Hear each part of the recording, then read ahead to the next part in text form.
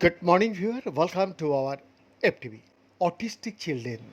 Viewers, autistic children showed earlier and less age-related refinement in the brain signals involved in processing faces. A child looks at a face, and within milliseconds, the brain begins storing its features, expressions, and identity. For the same, researchers have now traced that process across the entire scalp in one of the most comprehensive studies of face perception in autism, recently published in National Mental Health. Autistic people often make less eye contact or avoid looking directly at other people's faces. Many also find it more difficult than neurotypical people to remember faces or identify facial emotions. For the same, scientists have examined these differences for decades. In the early 2000s, for example, Yale research showed that brain regions involved in processing faces were less active in autistic people.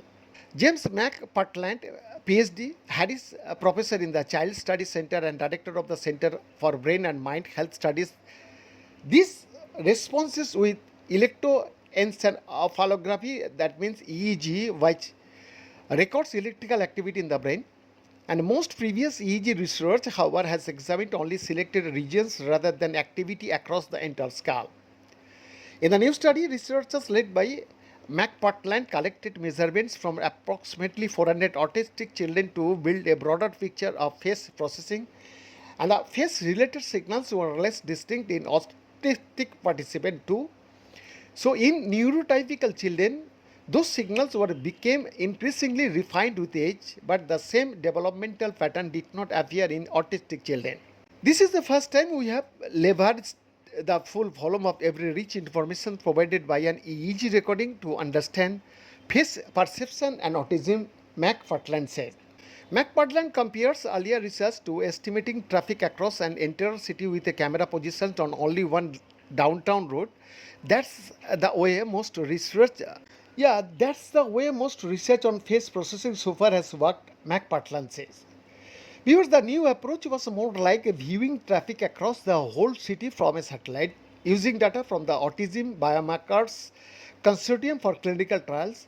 The research has examined autistic and neurotypical children across the range of ages. EEG recordings captured their brain activity as they viewed pictures of faces and objects. Instead of concentrating on a small set of locations, the researchers analyzed electrical signals from all 128 electrodes placed around the scalp, and they then used machine learning to determine whether patterns in the brain activity could predict what each participant was viewing. So the system could identify when a neurotypical child was looking at a face more easily than when an autistic child was.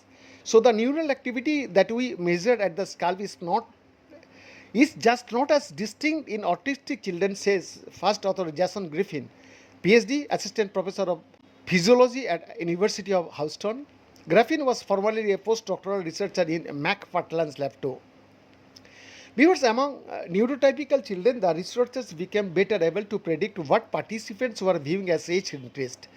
They found no comparable age-related change in the brain activity of autistic children. Their face-specific processing is not following the same trajectory, Griffin says. Behind this exclusive report.